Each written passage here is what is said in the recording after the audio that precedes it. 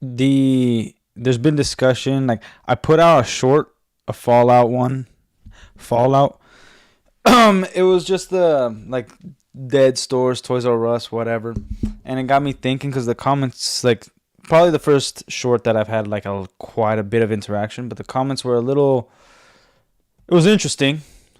People definitely had opinions on the state of America, I guess. And I misinterpreted some things, but like it got me thinking about AI and that like this isn't the first time where people experience job loss due to an increase in technology, especially with the job market today, is difficult out there. Like I don't deny it. I'm in it. So it's difficult, man. And if you guys seen recently, Disney put out a cease and desist on Google about allowing people to make jokes using Star Wars content in the AI.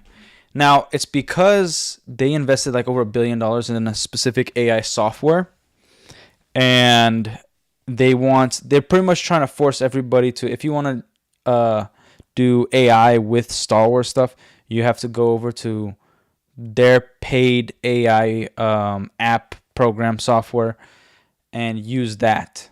So they're trying to force everybody to use their stuff, which I think that's idiotic, and it's gonna make people rebel against it and be like, you know what, F you, we're not even gonna do these funny shorts or funny little meme Star Wars stuff if you're gonna be that much of a freaking queer about it. You feel me?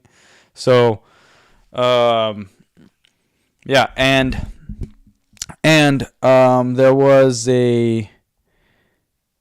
there's a video that we're gonna react to from that I've never seen before. It's called "Humans Need Not Apply." At Fizz Walker is the one that recommended me, so shout out to you, dude. On my little Fallout short post. And yeah, so we're gonna react to that. But I did want to. I'm gonna talk about job market. I'm gonna talk about the issues with it. I'm gonna talk about how we've been using AI for a long time now, and it's been experimented with, and it's just now released to the public. Because if you guys think that it's just new and all this just happened to be like a bunch of companies started up in the past 2-3 years, no, it's been around for probably 20 years. Things like this kind of upgrade in technology has been utilized in, like, whoever is running it, whoever has, like, I guess first dibs on this, they're keeping the good stuff to themselves. And this is not tinfoil hat bullcrap.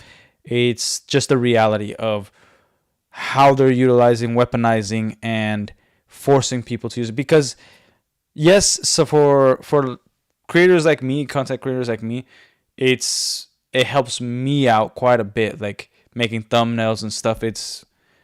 I'm not tech savvy. I don't know how to freaking do a whole lot of good Photoshop and that kind of stuff. But that's what Photoshop was before AI. That's what deep fakes were. It was AI that were like like I would say probably the porn industry has been using it more than any other industry. But yeah, so we'll react to this video, and then we'll talk more about it. But let's find the video.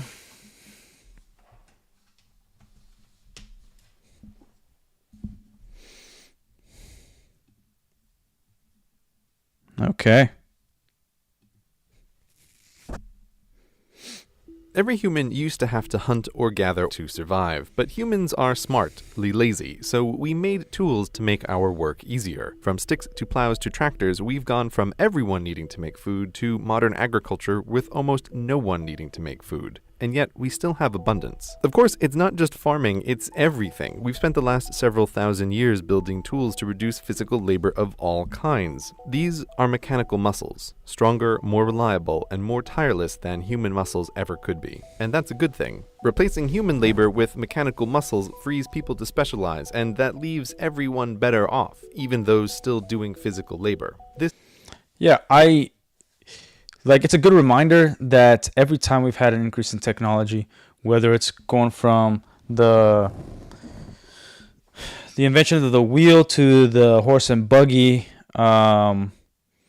to simple things like the shovel, the like cars, like there was always a job loss. So because there's a job loss, that means that people need to up their skill.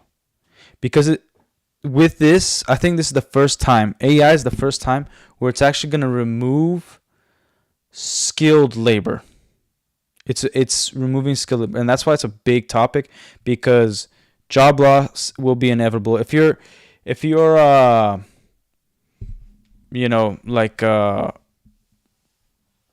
do I put it?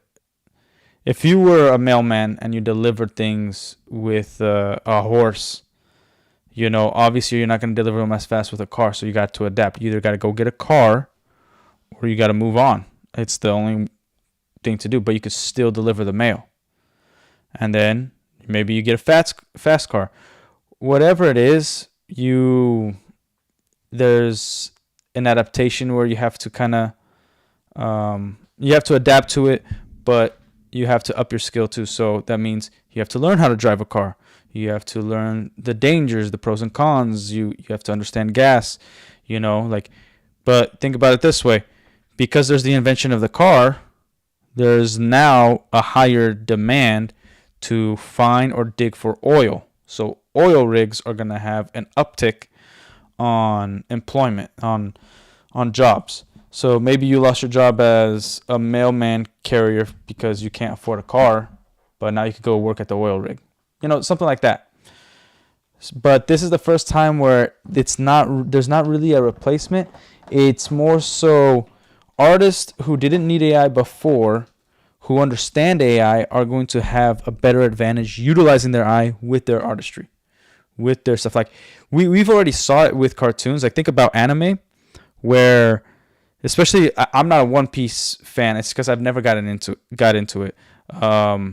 But One Piece in the later seasons, which friends of mine showed me, the battles, they have CGI. That is just a form of AI, right? It wasn't drawn on really big movements. You see it with Attack on Titan. You see it with other animes where they started utilizing CGI. And there's definitely a difference with the art and CGI. You can recognize it with things like back in the day, like the Justice League animated series. Some of their jets, CGI. Some of the big warlike battles, CGI. And so there's still going to be the artists, and then those who can utilize it, AI, are going to have a better, an increase in skill, and they're going to be able to monitor it, because there still needs somebody to improve AI, right? Now, there's cons, and we'll get to it, but it's just like seeing the tractors, if you can build a robot instead of a human, a robot's not going to get tired, so their pace is going to be the same. If you're thinking like a business owner, a tycoon, CEO, whatever, you're going to want something that doesn't get tired. That's why you enjoy employees who are just gun-ho, man, who are living off energy drinks and cocaine. So let's do it. How economies grow and standards of living rise. Some people have specialized to be programmers and engineers whose job is to build mechanical minds. Just as mechanical muscles made human labor less in demand, so are mechanical minds making human brain labor less in demand. This is an economic revolution. You may think we've been here before, but we haven't. This time is different. This holiday season, Rachel got her cousin Anna a fabulous freaking burnt orange ads, faux dude. fur F coat. me. When you think of automation, you probably think of this: giant, custom-built, expensive, efficient, but really dumb robots blind to the world and their own work. They were a scary kind of automation, but they haven't taken over the world because they're only cost-effective in narrow situations. But they're the old kind of automation. This is the new kind. Meet Baxter. Unlike these things, which require skilled operators and technicians and millions of dollars, Baxter has vision and can learn what you want him to do by watching you do it, and he costs less than the average annual salary of a human worker. Unlike his older brothers, he isn't pre-programmed for one specific job. He can do whatever work is within the reach of his arms. Baxter is what might be thought of as a general-purpose robot, and general purpose is a big deal. Think computers. They too started out as highly custom and highly expensive, but when cheap-ish general-purpose computers appeared, they quickly became vital to everything. A general-purpose computer can just as easily calculate change, or assign seats on an airplane, or play a game, or do anything just by swapping its software. And this huge demand for computers of all kinds is what makes them both more powerful and cheaper every year. Baxter today is the computer of the 1980s. He's not the apex, but the beginning. Even if Baxter is slow, his hourly cost is pennies worth of electricity, while his meat-based competition costs minimum wage. A tenth the speed is still cost-effective when it's 100th the price. And while Baxter isn't as smart as some of the other things we will talk about, he's smart enough to take over many low-skilled jobs. And we've already seen how dumber robots than Baxter can replace jobs. In new supermarkets, what used to be 30 humans is now one human overseeing 30 cats. Okay, there's what this is reminding me of is kind of like the arguments where people, there's the general and then the outliers. This Baxter machine, I don't know the statistics on which companies, how many companies are using this Baxter robot to do, I guess, mundane tasks instead of hiring someone. But in my experience, the reason you want in increases technology isn't just cost, it's also speed. So I'd have to disagree with that part of like, oh, just because even though it's cuts down 100th of the cost, but it's like really slow. In today's day and age, and again, this video was 11 years ago. In today's day and age, you have like things are not only automated but fast. So which AI systems are going to be faster? What technology is faster and efficient?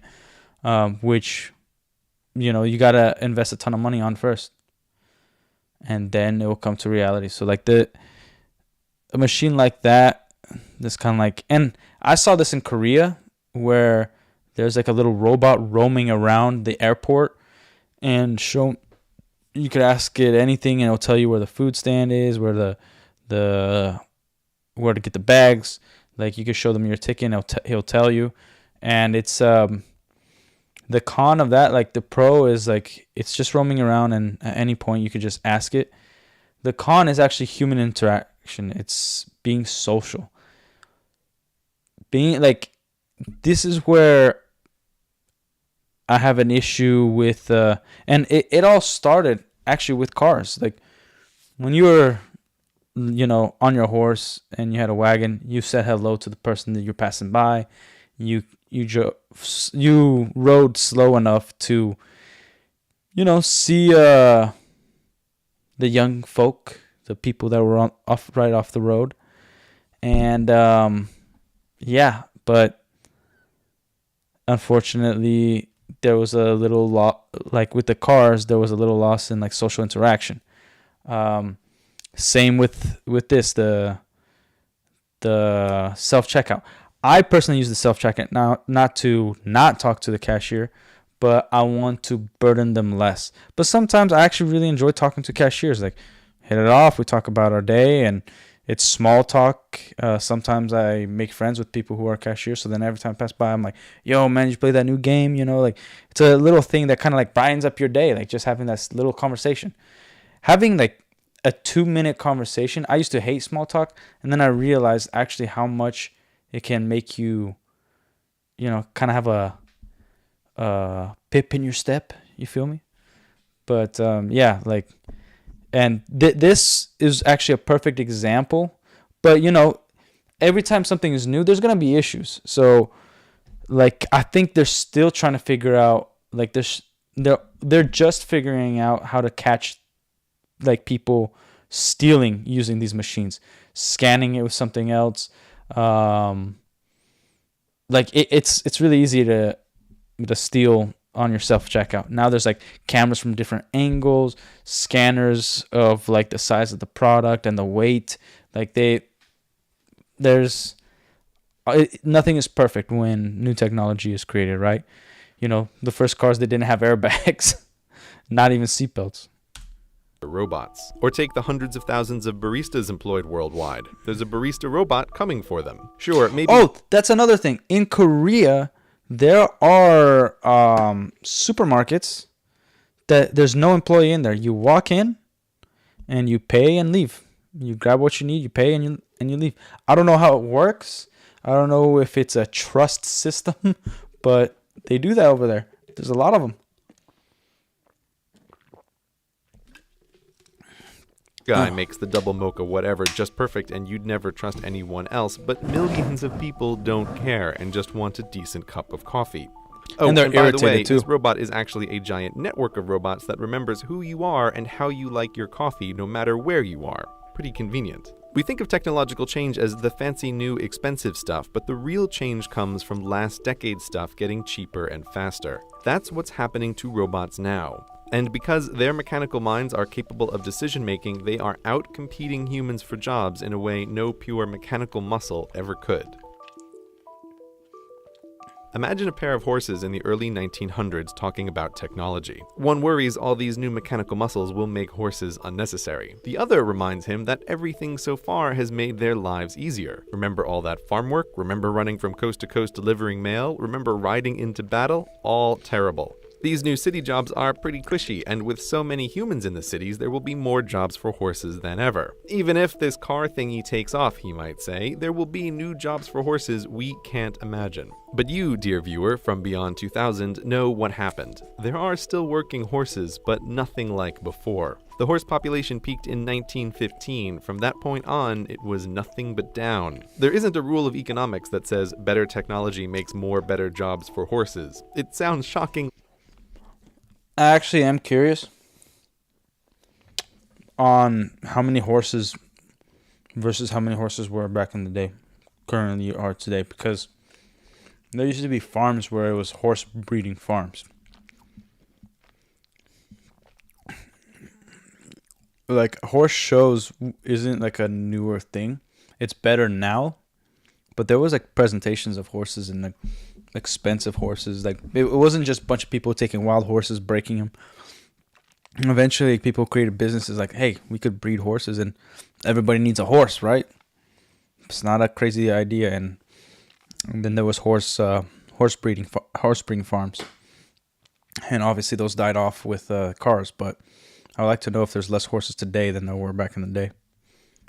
Dumb to even say that out Like by a loud, but lot. swap horses for humans and suddenly people think it sounds about right. As mechanical muscles pushed horses out of the economy, mechanical minds will do the same to humans. Not immediately, not everywhere, but in large enough numbers and soon enough that it's going to be a huge problem if we're not prepared, and we're not prepared. You, like the second horse, may look at the state of technology now and think it can't possibly replace your job, but technology gets better, cheaper, and faster at a rate biology can't match. Just as the car was the beginning of the end for the horse, so now does the car show us the shape of things to come.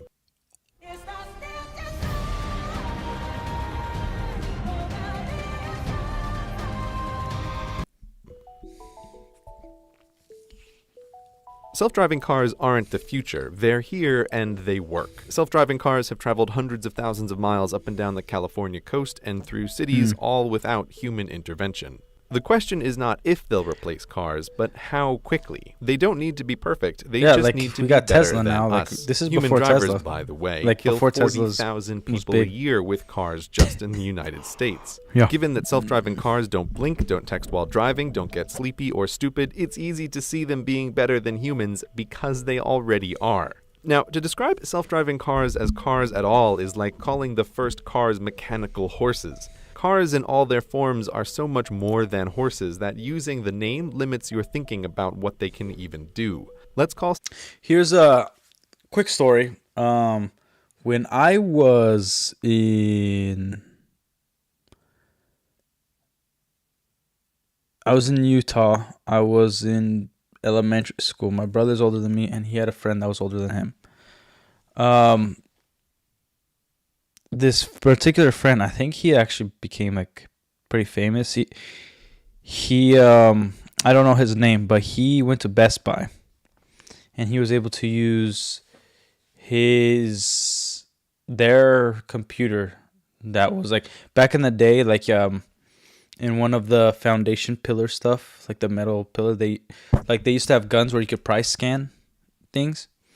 And I think some Walmart still do, but at Best Buy they had like an actual computer where like an employee can go in and check the system. They didn't have just like, your iPads now that you could carry around or whatever, checking the system.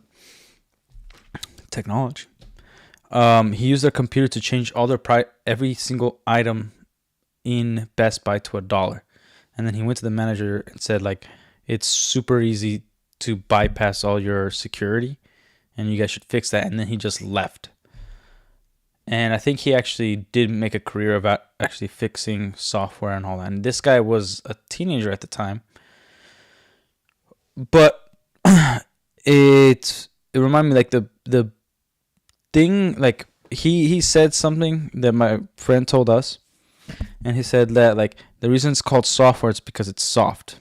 Meaning, like, somebody can always hack it. Somebody can always do something to it that is going to be,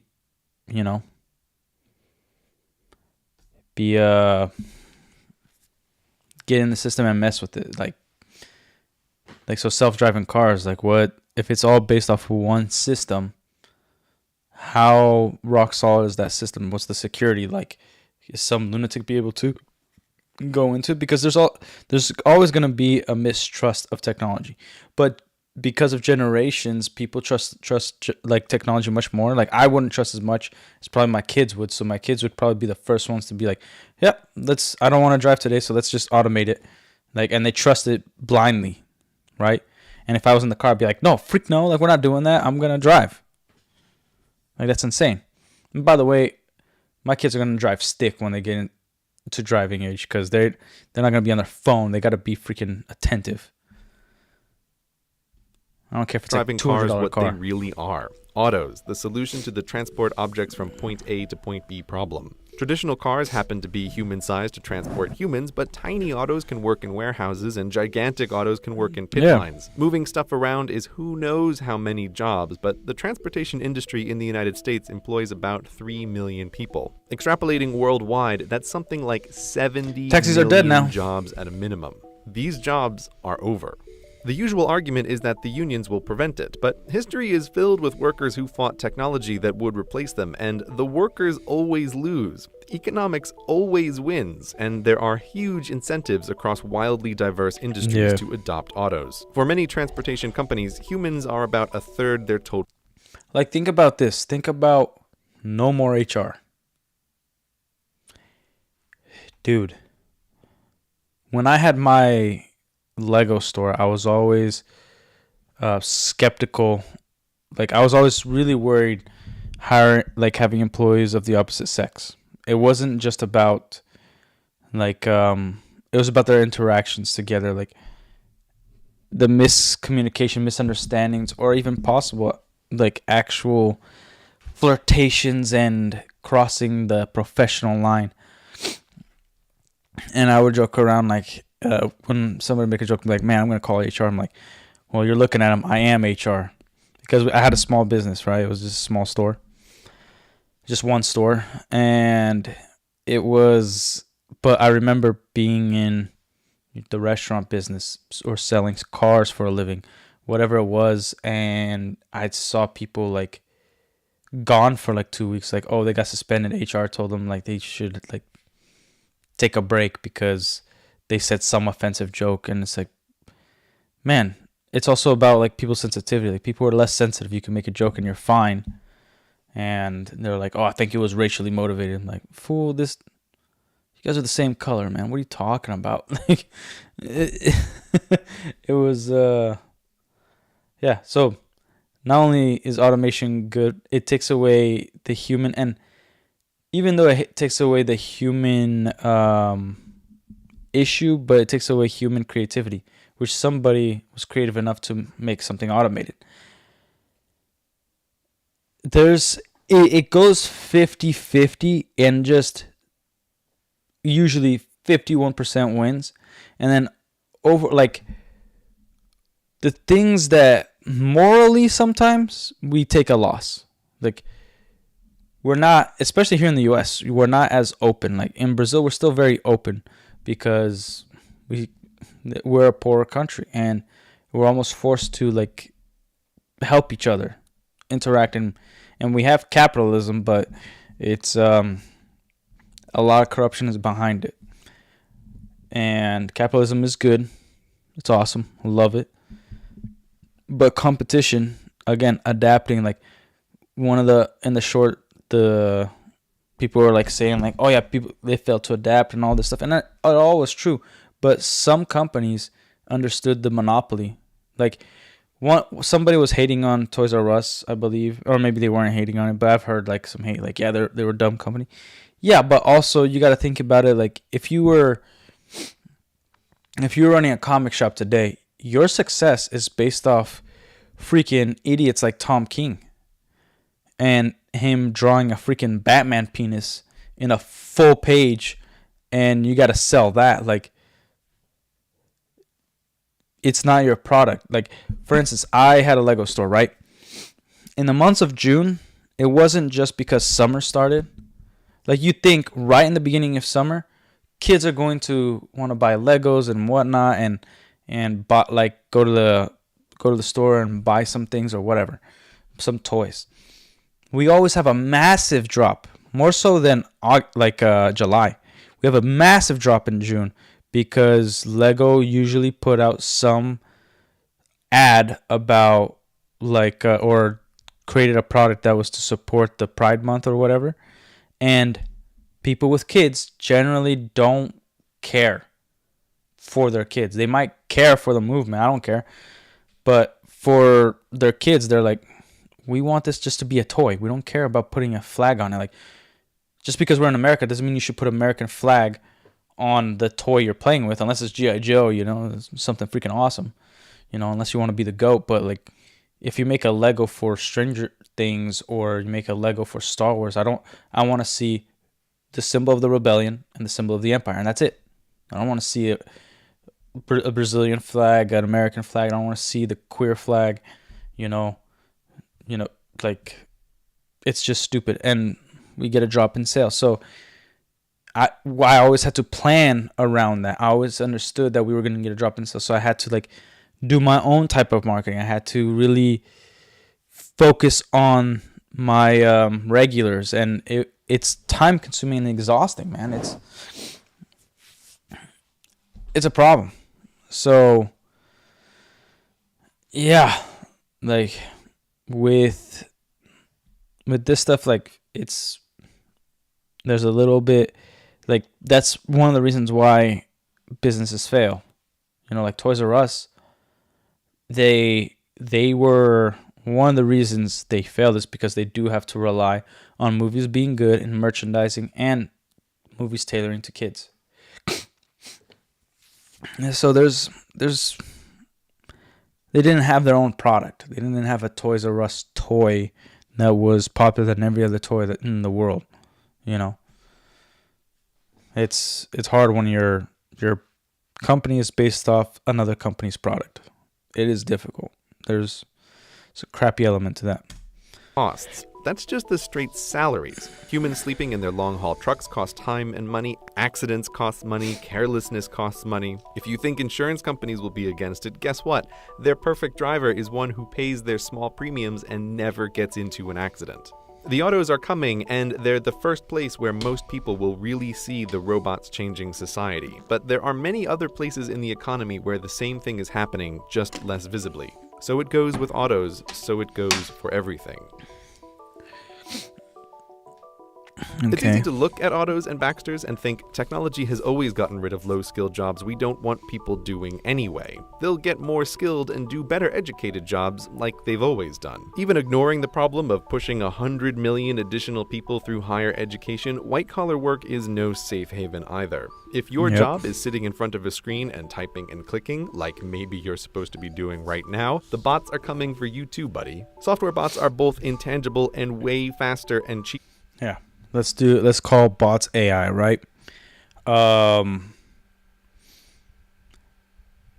College is a scam unless you're going for something that truly cannot replace you, like a lawyer, a doctor.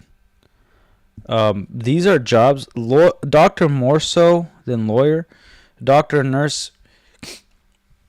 It's not that you're guaranteed a job, but it's gonna be easier to find one right after college.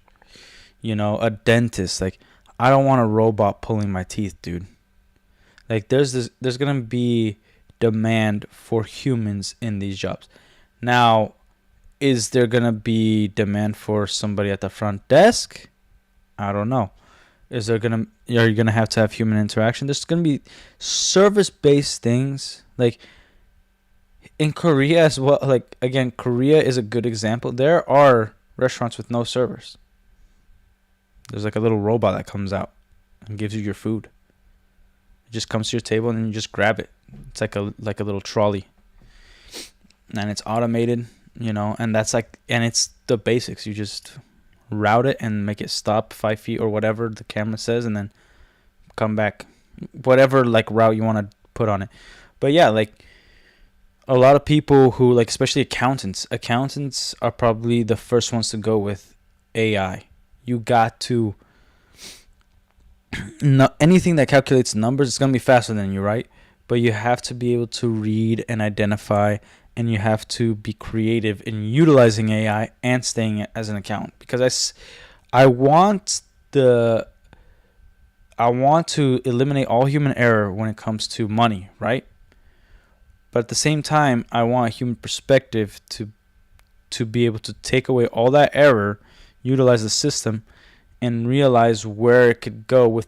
Because there's going to be some things that, like, systems are going to predict based off statistics and probability. But there's things that only humans can recognize. Like, think about the stock market. There's going to be, when you study companies to invest in, a lot of companies that made it really big and made people very rich, there was no single indicator, statistically or overall, indicated that they were going to be that big. So then nobody really invested in them. And then only very few people who invested actually became very rich. And it's because there was an identifying factor that only humans were able to see. So AI cannot emulate emotion like on its own. It has to be programmed in, and it can utilize it, but not as well as humans. Like, it can't actually create so far. Like, it can, and when I say create, like, you guys know what I mean. It could create images, whatever, but it has to be given information. It goes from the database of the internet. Let's say the internet shuts down. How are you going to utilize AI? So there's still going to be demand in human skill, but your skill has to be up there, Like, we've gotten movies like this before, like iRobot. Like, oh, can you paint a picture like a human can? And the answer is no, even though he paints a perfect picture. But it's perfect. The line is completely straight. In a magnifying glass, a human's going to have a little squiggle there. Like, they can't draw perfect, but to the human eye, it is perfect. And so there's going to be elements that AI, robots, whatever you want to call them, will never be able to emulate, but we have to understand it to be able to utilize it so that we are not left in the past and we don't become dinosaurs, right? Because this is an inevitability. Instead of everybody complaining like, oh, AI, no, fight for creativity. That's fine. But we're going to have to use AI. Like, YouTube's already utilizing AI.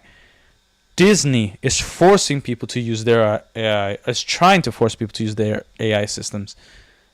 And we've already saw the horrible McDonald's commercial that McDonald's has to take down because it was so freaking bad that it was an AI commercial, AI slop that was actually hating on Christmas, and it was insane.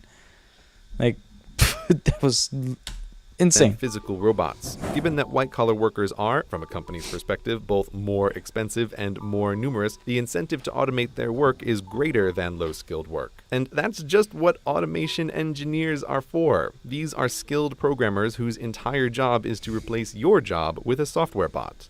You may think even the world's smartest automation engineer could never make a bot to do your job, and you may be right, but the cutting edge of programming isn't super smart programmers writing bots, it's super smart programmers writing bots that teach themselves how to do things the programmer could never teach them to do.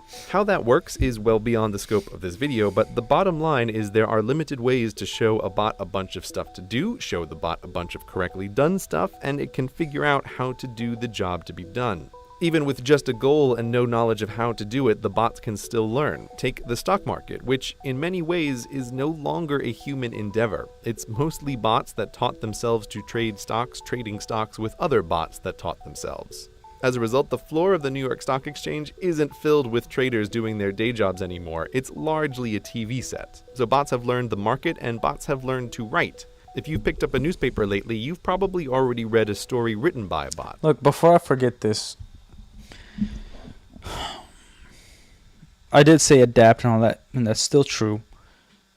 But I was reminded of a video I saw that was awful. There are areas that you will need to fight AI, that through a moral obligation and a moral duty, you should fight.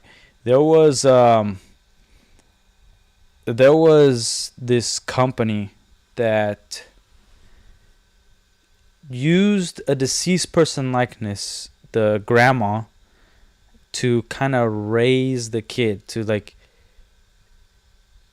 to be in a kid's life. It was just a person on a screen that was exactly like grandma, and then the daughter was filming grandma's last moments or before she died, when she could, and then getting the mannerisms and like this is how grandma would give advice and stuff, and it to help her grandson when she's not there, which is, dude, it's evil, man.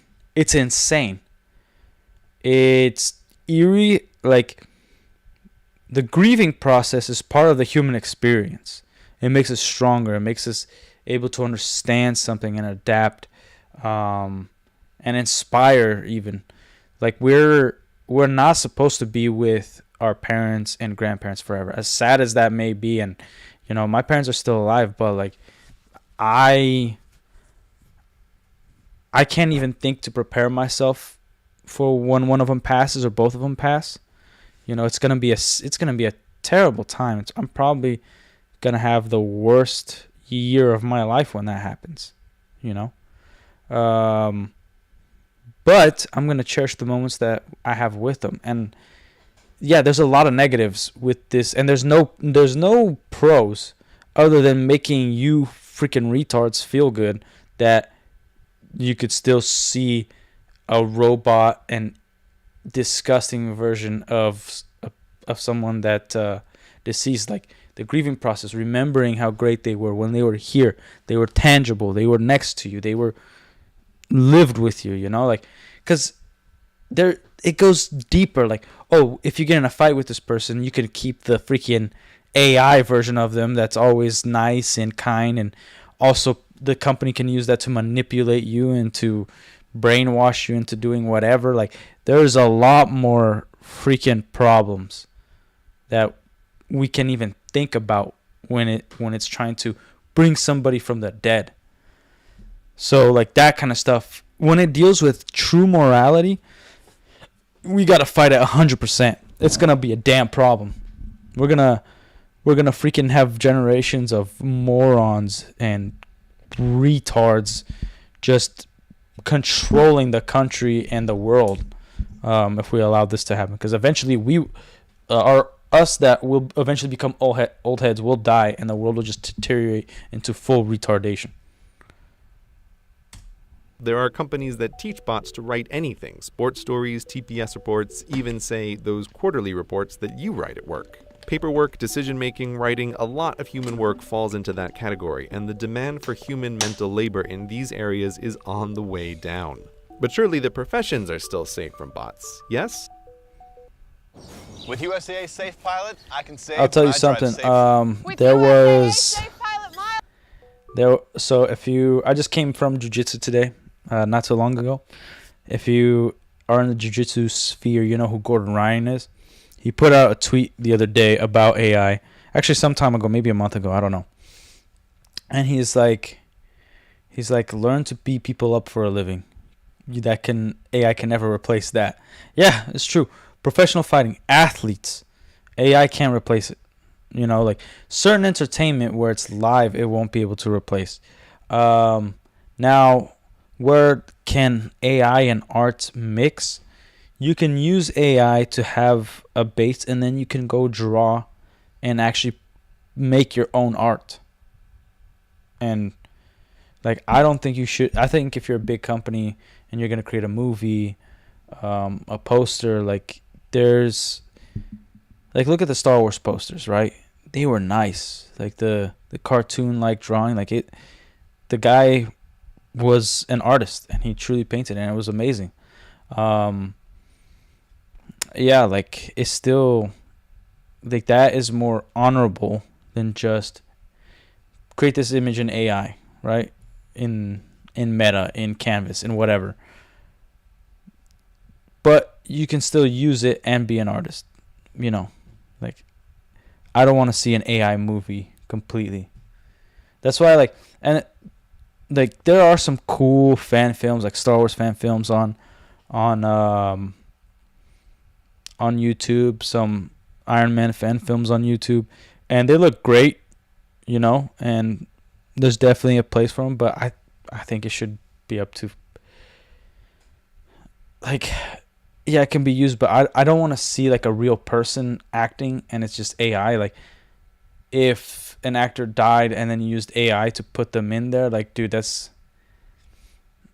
and like just farmed them. Like, it's one thing to have them in scenes and you talk to, like, for instance, Carrie Fisher, right? If I was going to do something with Leia, I would talk to her loved ones, her daughters, her whoever's alive, and be like, is it okay for me to do this? I don't want to disrespect, you know, somebody who is already passed, and I don't want to bring any bad memories to you because this is somebody you love who's no longer with us, and I would like to use their likeness for this character that they played in the past. And if they say no, like, I kind of have to live with that, man. Like, just having integrity, I would have to live with that and be like, okay, I can't make any story about Leia, but I'll put it in the books. Like, is it okay if I put this, like, maybe I don't have to put an image of, like, I could like draw it and hire an artist to do it, but yeah, I wouldn't try to use AI and just be like, okay, it doesn't matter if an actor dies, I'm gonna use AI to put it in there.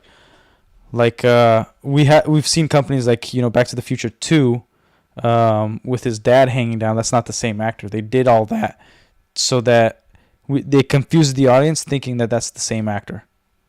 So yeah, effed up, but we gotta stay away from that kind of When stuff. you think lawyer, it's easy to think AIs of would make it trials, easier. but the bulk of lawyering is actually drafting legal documents, predicting the likely outcome and impact of lawsuits, and something called discovery, which is where boxes of paperwork gets dumped on the lawyers and they need to find the pattern or the one out-of-place transaction among it all. This can be bot work. Discovery, in particular, is already not a human job in many law firms. Not because there isn't paperwork to go through, there's more of it than ever, but because clever research bots shift through millions of emails and memos and accounts in hours, not weeks, crushing human researchers in terms of not just cost and time, but most importantly, accuracy. Bots don't get sleepy reading through a million emails. But that's the simple stuff. IBM has a bot named Watson. You may have seen him on TV destroy humans at Jeopardy, but that was just a fun side project for him. Watson's day job is to be the best doctor in the world, to understand what people say in their own words and give back accurate diagnoses. He's already doing that at Sloan Kettering, giving guidance on lung cancer treatments. Just as autos don't need to be perfect, they just need to make fewer mistakes than humans, the same goes for doctor bots. Human doctors are by no means perfect. The frequency and severity of misdiagnoses are terrifying, and human doctors are severely limited in dealing with a human's complicated medical history. Understanding every drug and every drug's interaction with every other drug is beyond the scope of human knowability, especially when there are research robots whose whole job it is to test thousands of new drugs at a time. And human doctors can only improve through their own experiences. Doctor bots can learn from the experience of every doctor bot, can read the latest in medical research and keep track of everything that happens to all their patients worldwide and make correlations that would be impossible to find otherwise. Not all doctors will go away, but when the doctor bots are comparable to humans and they're only as far away as your phone, the need for general doctors will be less. Yeah, So professionals, I'm not white-collar sure workers, about and that one. low-skill workers all have things to worry about. Maybe from I'm just too automation. stupid to understand But it. perhaps you are unfazed because you're a special creative snowflake. Well, guess what? You're not that special. Thanks. Creativity may feel like magic, but it isn't. The brain is a complicated machine, perhaps the most complicated machine in the whole universe, but that hasn't stopped us from trying to simulate it. There is this notion that just as mechanical muscles allowed us to move into thinking jobs, that mechanical minds will allow us to move into creative work. But even if we assume the human mind is magically creative, it's not, but just for the sake of argument, artistic creativity isn't what the majority of jobs depend on. The number of writers and poets and directors and actors and artists who actually make a living doing their work is a tiny, tiny portion of the labor force. And given that these are professions dependent on popularity, they'll always be a very small portion of the population. There can't be such a thing as a poem and painting-based economy. Oh, by the way, this music in the background that you're listening to, it was written by a bot. Her name is Emily Howell, and she can write an infinite amount of new music all day for free. And people can't tell the difference between AI, her and human like, composers when put to we a should blind have been- test. Talking about artificial We should creativity. have been understanding it. Like, it's had different names. It's had CGI. It's had bots. And yeah, I know that CGI. Like, I'm talking about the complicated forms of it, not just the base forms of it. Like coding and making something like that is AI. That it, like, they're not like taking pen and paper, moving it, scanning it, doing a stop animation so that people can make cartoons. Like, there was already elements, and what we know of AI today already existed. It's just we had different names for it. Gets weird fast. What does that even mean? But nonetheless, it's a developing field. People used to think that playing chess was a uniquely creative human skill that machines could never do, right up until the point they beat the best of us. And so it will go for all human talents.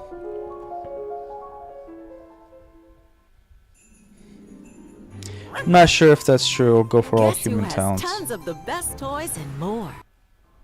Right. This may have been a lot to take in, and you might want to reject it. It's easy to be cynical of the endless and idiotic predictions of futures that never are. So that's why it's important to emphasize again that this stuff isn't science fiction. The robots are here right now. There is a terrifying amount of working automation in labs and warehouses around the world. We have been through economic revolutions before, but the robot revolution is different. Horses aren't unemployed now because they got lazy as a species, they're unemployable. There's little work that a horse can do to pay for its housing and hay.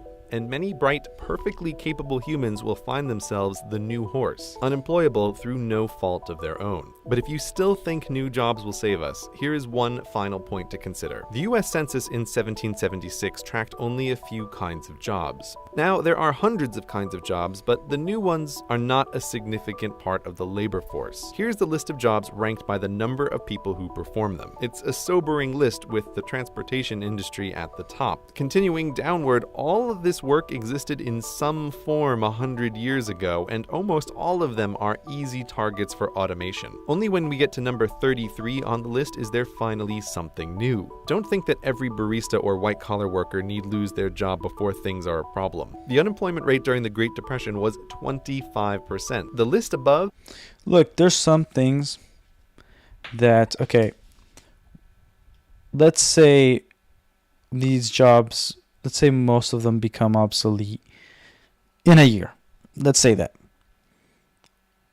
In the matter of a few 5, 6 years to 10 years, people are going to have less human interaction, right? So therefore, they're going to be easier to manipulate. Okay. Sales will never go away. Yes, there's going to be commercials that will generate automatic sales where like, oh, I see this commercial. All right, might as well like click it. I get 10% off. Awesome. And there was no work done.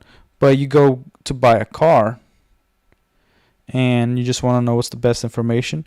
Well, maybe you're deciding between two cars. A salesperson is going to help you decide which one. And they might have intentions to force you to buy this other one because they need to get rid of that one. And therefore you will be manipulated because you're dumber than customers were 10 years ago.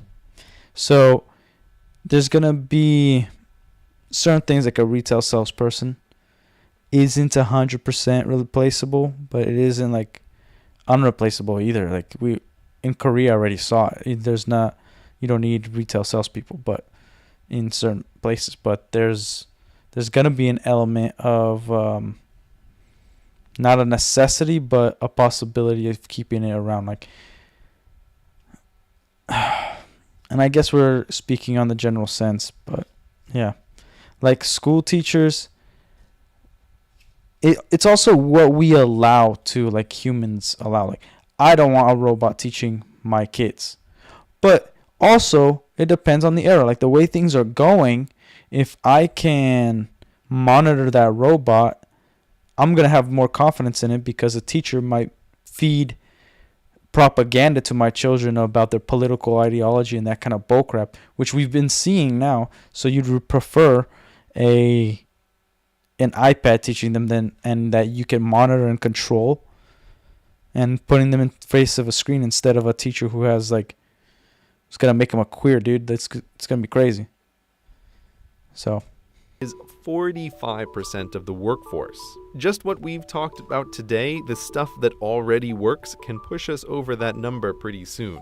And given that even in our modern technological wonderland, new kinds of work aren't a significant portion of the economy, this is a big problem.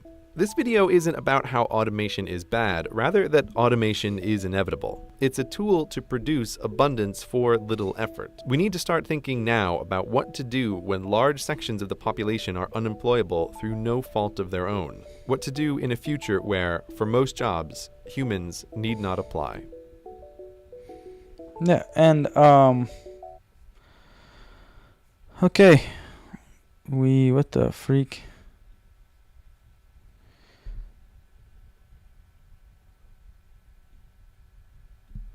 Okay, well, here's the thing.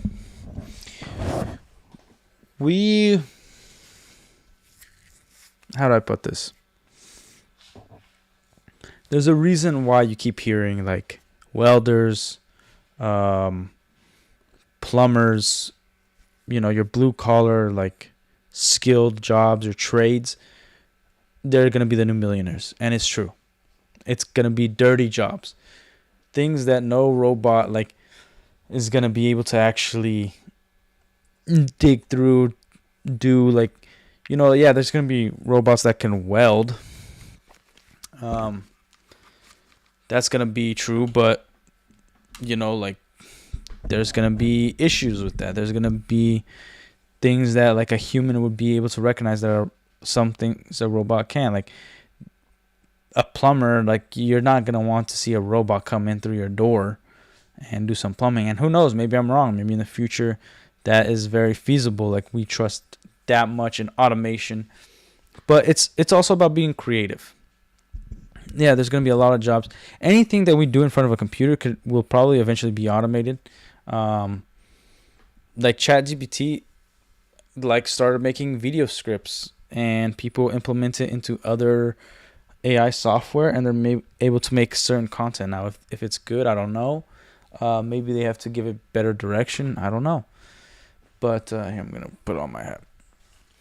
But the okay, I'm gonna make a video about this eventually. How like the difficulty it is to get a job right now. I looked up a statistic. It was like there's 6 million jobs currently. Or no, yeah, but there's also 9 million positions open. Yes, they're the crappier positions, retail, whatever it is, but they're also not hiring those 6 million people. There's 6 million people unemployed in the U.S. and probably more. And the reason it's difficult is because there's nothing that stands out. Now, there was like I saw a video with Asmongold, and he talked about how if somebody put in a resume and then came to him in a suit and was like, hey, I just wanted to present myself, I just didn't want to be another name on the paper, like he wouldn't hire them because that means it's people who can't follow orders. Or like, I disagree with that 100%. Like, that is a possibility, but I'd say it's 50-50. Somebody, like, let's say your resume isn't that impressive, but you understand your skills and you're very confident in it, and you actually are the right guy for the job. Your name on a piece of paper is not going to be the one that's going to be picked. Some people look more impressive on paper. Some people are actually more competent after you meet them. So I think if you are the type of person, and it depends, like, you're not going to waste your time when you do that. When you put on a suit, go out, here's a resume in hand, I just want to introduce myself. Is there a possibility for an interview right now? There's a possibility you're going to get a yes, okay? And if you get rejected, great. You don't have to wait around that phone call. Go and apply for the next one and do it again. Do it again. Like, at least you're not stagnant and you're not freaking just applying for jobs and then waiting and waiting and waiting. Because here's the thing. Oh, it's automated. Then you can use ChatGPT to fix your resume, send it in. So there's keywords that their automated system will pick up, and therefore you will get an interview. Well, then, if you have that knowledge, that means other people have that knowledge as well, and they're going to do that. Then somebody else is going to be more creative and be like, well, I did this, and then other people are going to hear about it, and they're going to keep doing it. So when you're dealing with a system, there's nothing for you to actually stand out and get that job and like be more efficient. Like, you need it quick because desperation is a factor. Like, you need a job. You can't wait for their system to be automated, rule you out, rule you in, and then in a week, 2-3 weeks time, like, you need money tomorrow. So what are you gonna do? Dude, I can't freaking wait. I got kids, I got whatever. I'm gonna go to the employer. I don't care if I have to meet with the CEO and be like, my name is this, and this. I need a job right now. I don't care if it's scraping poop. I will work my way up. I will be the best employee there is. Like, you point it to me. I just need the job. I need to make some money, man. And, like, unfortunately, a lot of people don't see that, which I totally understand. But you're going to be an outlier, which is good. Like, I can at least trust that you're a go-getter. And it depends on the job where that's going to be more impressive. Okay? Yeah, like, automation is inevitable.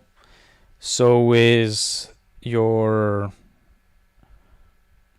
let's say, so it's going to be AI.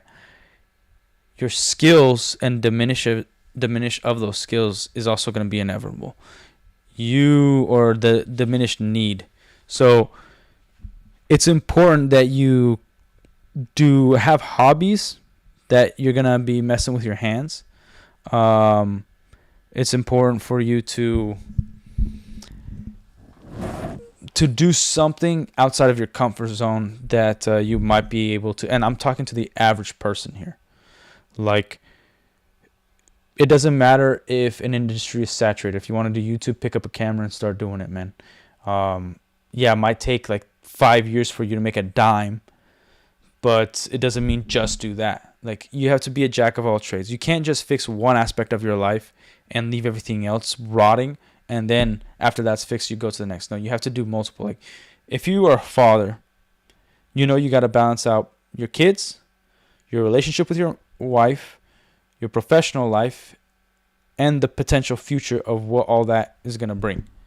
Are you going to be able to advance in your career? Are you going to be able to also be a good father and a good husband, but raise great members of society? Like, these are things that you have to really, really dig deep in the details on a daily basis, because you don't have that much time. You don't. Like, those 4 things are already super. Like, I have 3 kids. I have a wife. I also have to work. I have a mortgage. I also am an ambitious person. I'm also doing YouTube. I'm doing this. What is this? It's 1:46 a.m. right now. I'm freaking exhausted, dude. Like, I can't work out the way I want to work out. Like jujitsu, I can't do jujitsu every day. I wish I could.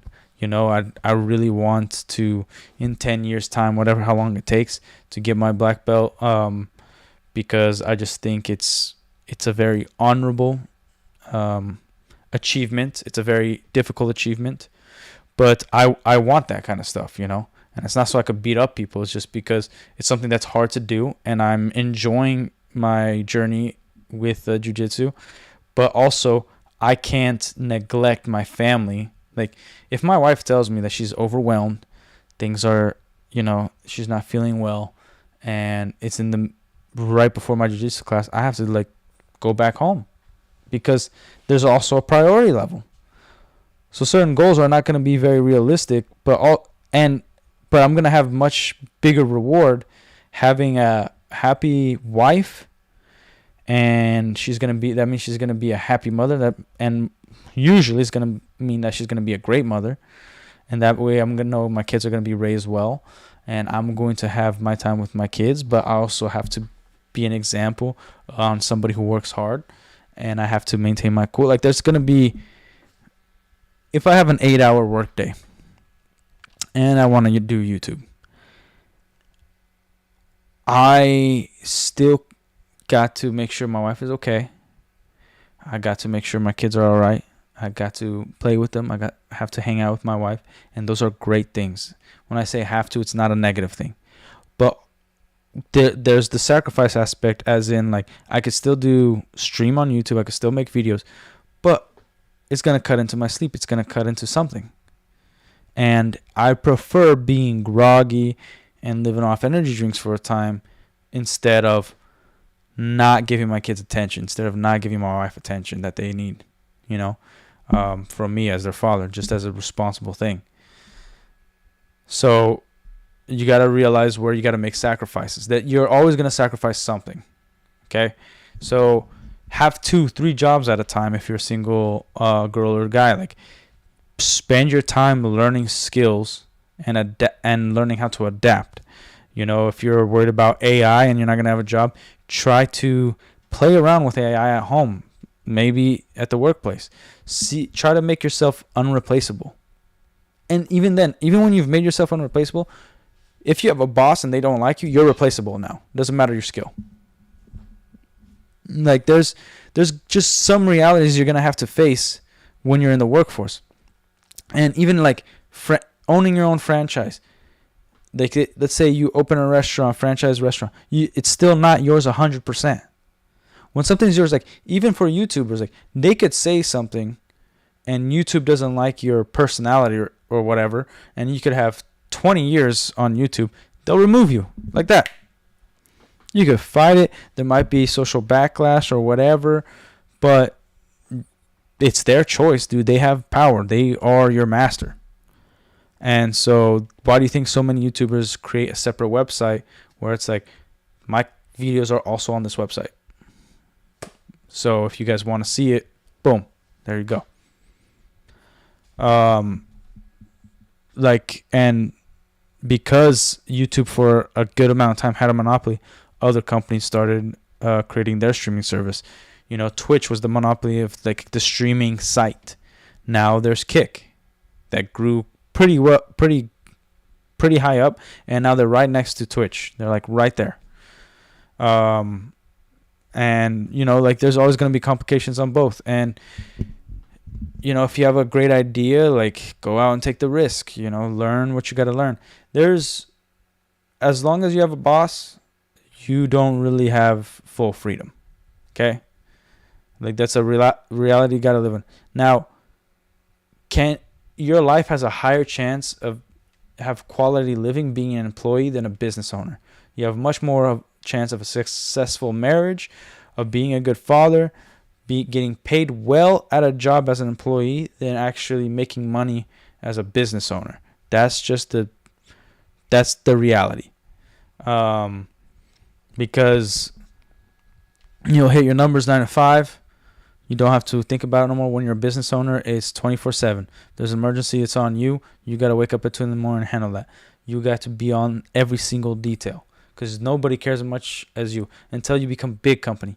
But a lot of time was sacrificed. Like when I was fixing up my store, there were weeks on end where I just slept at the store. I did not go home. Like I'd go home to eat, take a shower, hang out with my kids for an hour, and then I'm back at work. Like it's a grind, man. Small businesses is a grind. Like, and you take off your eye off the ball for 1 second, everything can go up in flames. Sometimes just your presence there is actually gonna make it grow. It's insane how it all works. But yeah, like it's better to have a high-paying job than being a business owner. It is in terms of quality of living and your freedom to do certain things. It is. Now, in order to achieve high financial stability and freedom, there's going to be a time where, and you have to be very efficient. You have to know what you're doing. You have to get the right people involved, where you're going to be able to buy your Lamborghini, buy your Ferrari. But in the meantime, during that process, it's gruesome, and people are going to try to freaking like molest you left and right, brother. Like this is going to be terrible.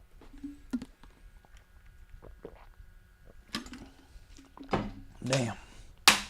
This cookies dried up my mouth a little bit. Yeah.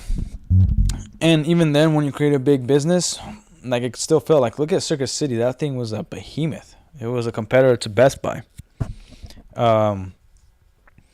There's obviously, you could see in just history where a certain government failed to adapt, or didn't realize what they had, didn't realize who actually was in charge.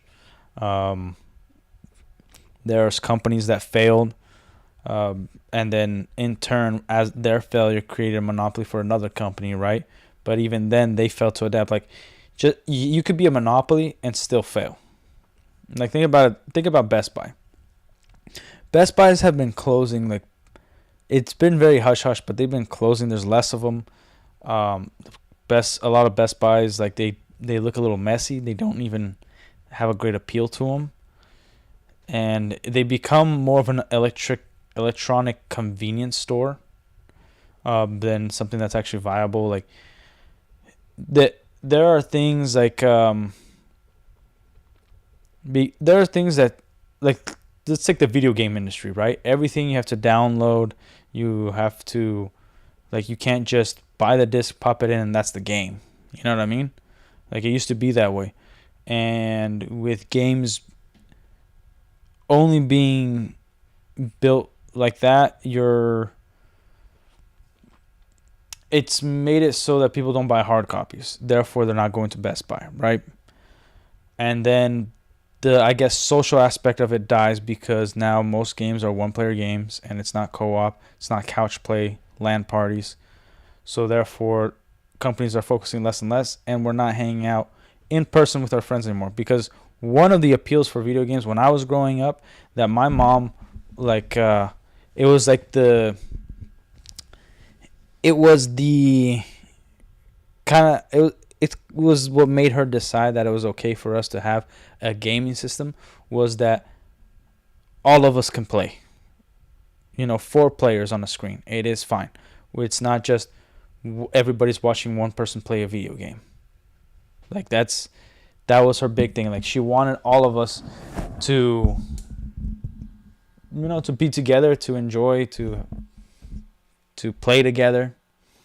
I'll give it 1 second. Freaking camera bugs out every now and then.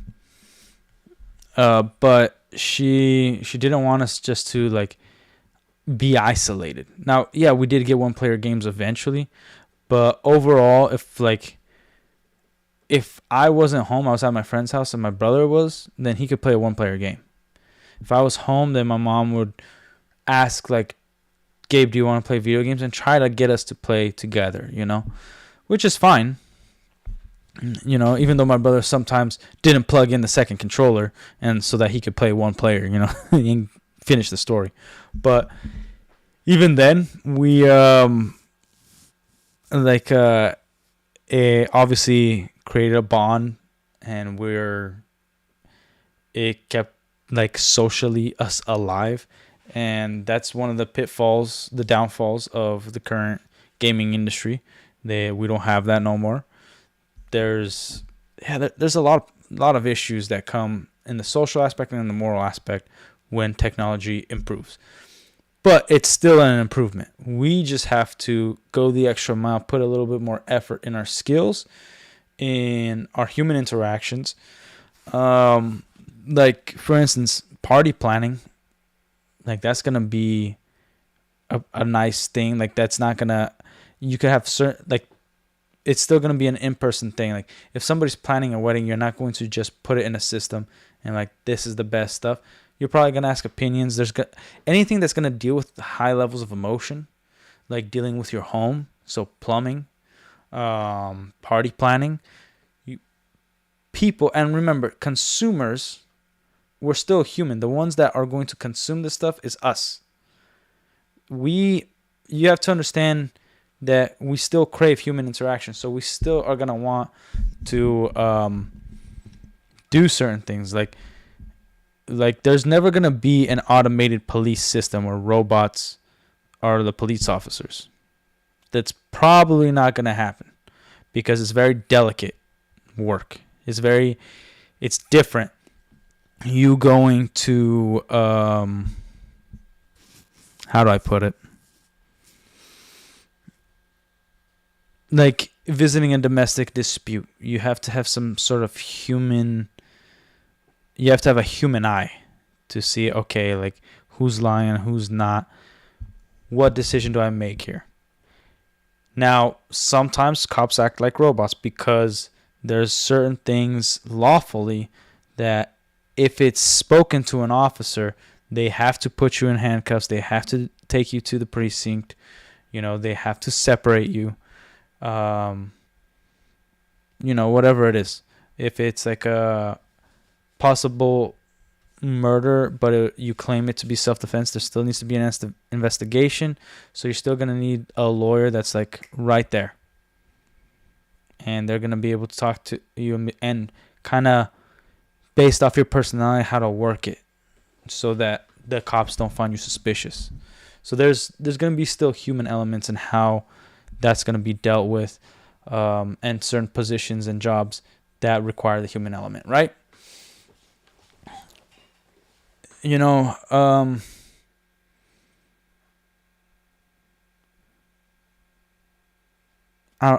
don't think AI is going to be overall a bad thing. I don't think innovation is a bad thing.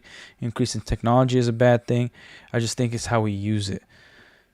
There are going to be those who understand it better that have nefarious reasons. And I think it's more overall, all this is kind of a warning to educate yourself. Don't be the person that doesn't understand AI. Don't be the person that doesn't understand which jobs are going to be obsolete. It's not for you to become doomsday or black pilled. It's for you to realize that certain things are going to be inevitable. But if you're educated, you can recognize when there's a problem.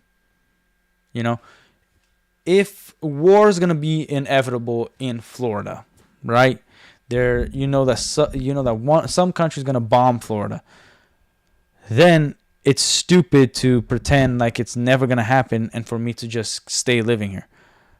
I'm gonna freaking move if the writing's on the wall and everybody knows like, oh, yo, that's where this country wants to like do something. That's where like a bunch of weirdos are gonna set on fire small businesses. Like, if I know that, I'm gonna freaking leave, and then maybe I'll come and fight to save it.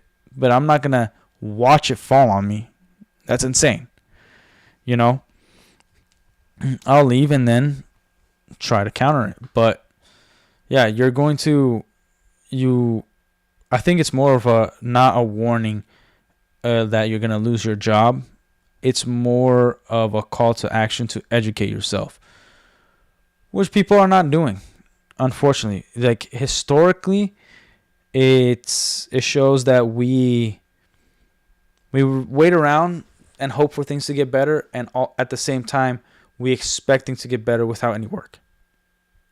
And there's some outliers that keep working, and they're the ones that make it. So we all got to realize that, hey, even though I cannot think of a way, like, let's say you're in a job, it doesn't matter your job, you're a job where you truly believe, you 100% believe there's no way AI can take this job away from me. You might be true. You might be right, but you also might be wrong. So go on the side of caution and be like, you know what? I believe this, but I also understand that I can't think of everything. So maybe somebody has found a way to turn my current employment to something that could be automated through a robot. So then go and practice some new skill. Like, one thing that sucks about having a job is it's a very nice cushion. We don't want to, it doesn't matter if we improve, like, we're going to get a steady paycheck and things are good. No. Go and educate yourself. How can I use AI? Like, be creative, ask questions, and then generally find the answer. Oh, I'm a police officer. How can I use AI to become a better police officer? I'm a fireman. How can I use AI to stop fires? Like, you got to use water and hose. But maybe just thinking about that, you being in the unique situation, being right there on the front lines, you have found a way to use AI. You have found a way to adapt. And that's super important. Try to freaking adapt. And then learn. And then if you can't, even if you can't think of it, learn a skill that's going to require AI. That maybe, you're going to counter moral issues that you can make sure are not a problem in the future, where you save some sense of morality and integrity for the human race. Maybe you open up your own company. You never planned to be an entrepreneur, but then you just did. Maybe you've found another job that definitely won't be replaceable by AI. And so therefore you learn a new skill that in case you lose this job, you have the skill to already pick up that job. Like, one of the big problems about getting fired or losing a job is that every job you apply to, it doesn't matter what your resume says, people are skeptical on your skill. Because also you're applying for a job. Let's say you're really good at this one thing. You apply for a job at that one thing. Managers, unfortunately, sometimes feel threatened because they don't believe you're as good as them, and you might be like a lot better than them. So there's also the human fallacy that we have to interact with while we're looking for a job. So that's the crappy thing about when you lose a job or when you have to go find a job. Man, like, I might be projecting a little bit here because, I'm currently looking for a job and it's freaking tough, dude. It's annoying. Oh my gosh. I just need to make money, man. I don't even care where it comes from. Like, I'll scrape poop, I'll do whatever. And people are like, people don't understand. And you can't show desperation either, because then you don't know what kind of person they are. They can mess with you. They can take advantage of you. And it's like, and here in the US, it's like nobody has a sense of urgency, man. Where it's like, yo, why do you think I applied here? I applied, and in 10 minutes I expected a response of like, hey, we looked over your resume. How about you give us a call and then talk to this person to get an interview? Okay, cool. Like, here's the thing. Jobs actually are also not worried about getting employees either. Because they want you to work on their time, which is fine. But they also, it don't matter to them. You know? Like, unless a company is newly built or a franchise is newly open. Then they're like, dude, Christmas is coming up. This is busy season. And we need people who are skilled, so we got to hire, like 3 months ahead of time so they could have the skills to be able to handle high volume, whatever it is. But that's like the only time where people are like, okay, I really got to use some speed and get people hired right now. And unfortunately, they hire a lot of retards, a lot of bad apples that they have to fire even before it gets busy or right after they fire them. But damn, which happened, a friend of mine got a job and this lady just hired everybody who applied and then fired them like after 2 weeks. And they were all like crackheads. So freaking, dude. Jobs are, good Lord. That's why you guys should subscribe so that I can use this as my job. That would be great. I don't even want to be famous or anything. Like, I'm good with 20 an hour. I can make that work with a family of 3, 4, 5. Me and the other 4. I can make that work. We're not very,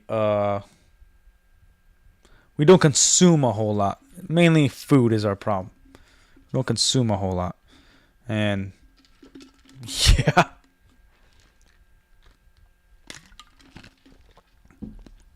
If you guys follow, I'm going to make a video soon. You guys know that I had a Lego store. Got effed out of it. It was doing well. And I will make a video of exactly how I got screwed. Big time. But I did offered one Lego YouTuber to interview me. And I'm nothing special, but it's just like, hey, you want some free content, like, in the Lego sphere? Like, here you go. I haven't heard back from them because there was some people in the past that wanted to interview me because they knew my NDA was up. And they knew my situation. And I'm like, and at the time I was like not really feeling it right. And I was like, you know what? Like, I think my story is important for people who are in the Lego world and are looking to invest in Lego and maybe open up their own Lego store franchise. I think my story is a good word of caution.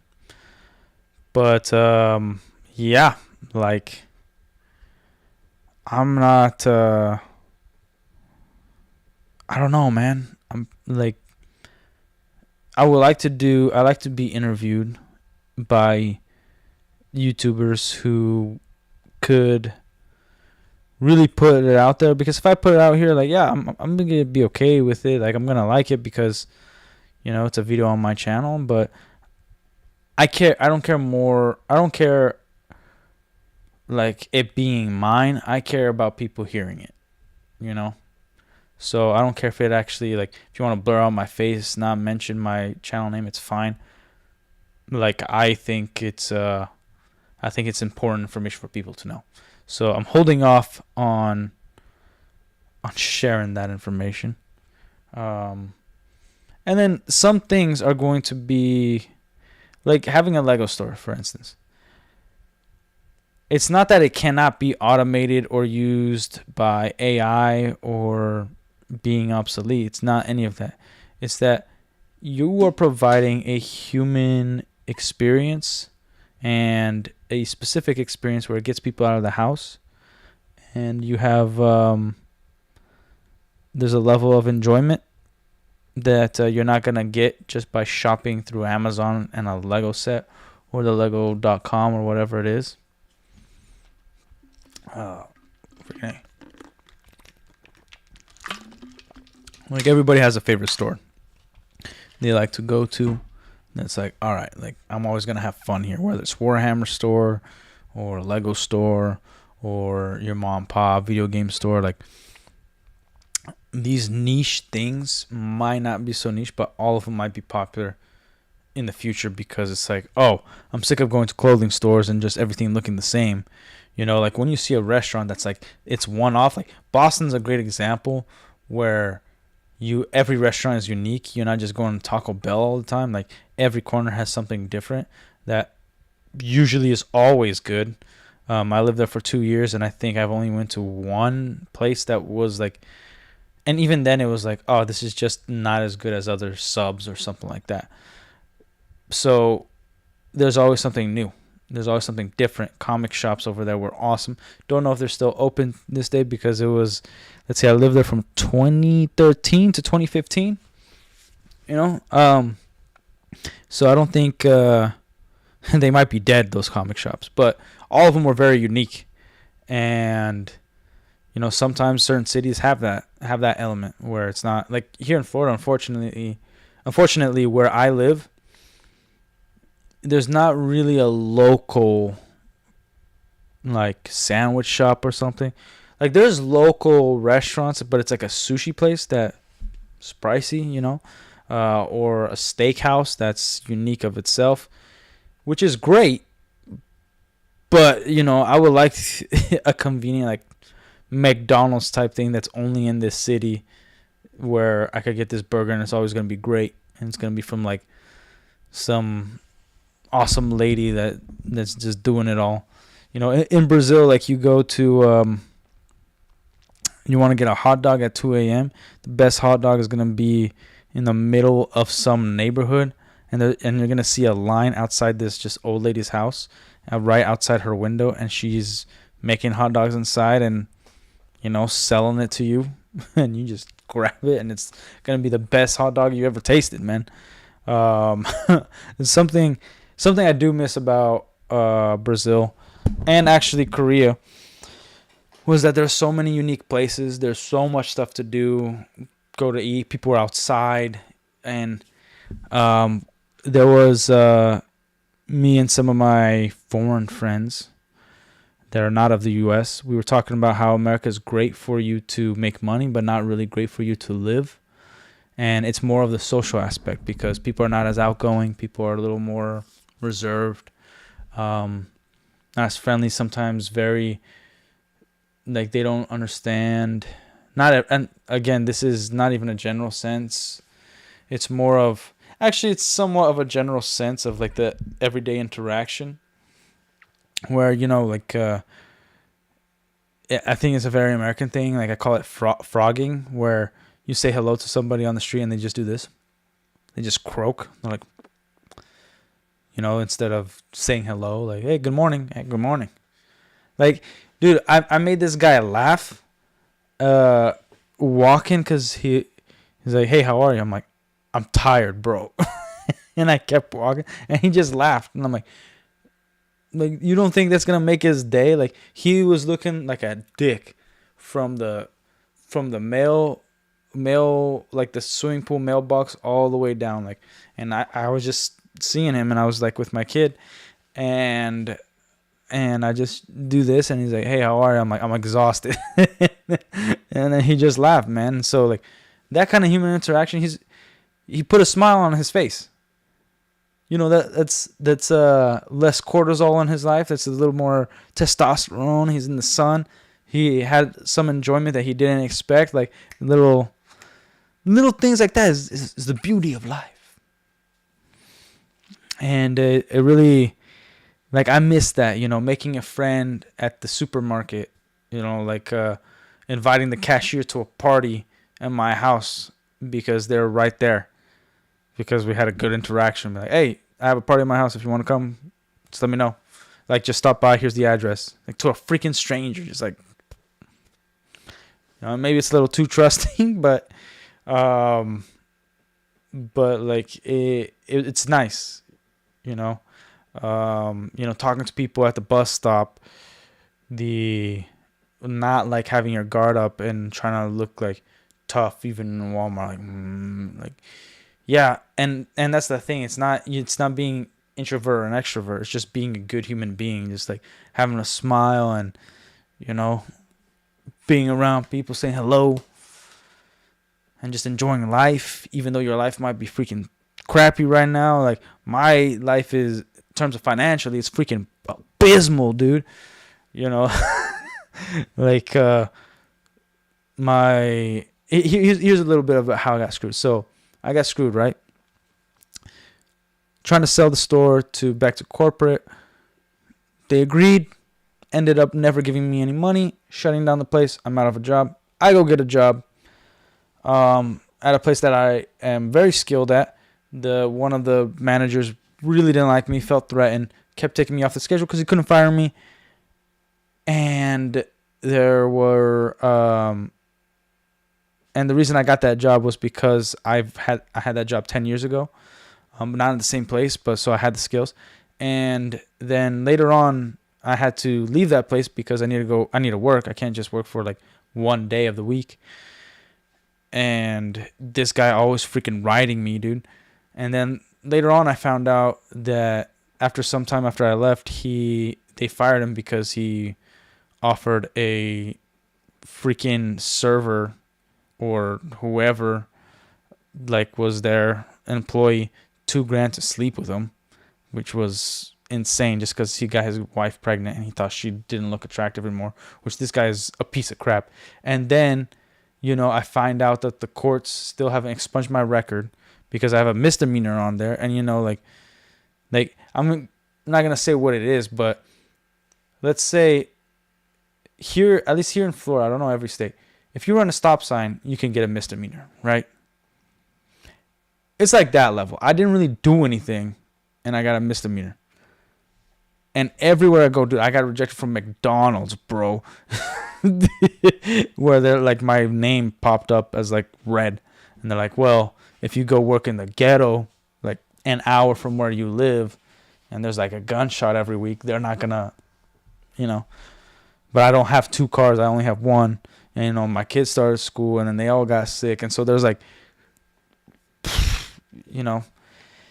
and then the lawyers fell through because I didn't have enough money to keep up. And then they hired somebody from the same law firm. But they paid more money, so they couldn't represent me no more. And I already spent all my money on the lawyers, so it's like zero now.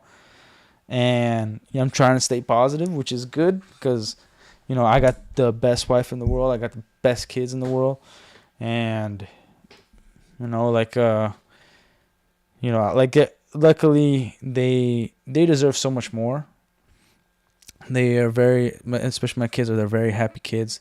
And Santa Claus, is going to, he's going to have a tight budget this year, like hella tight, like Hot Wheels tight.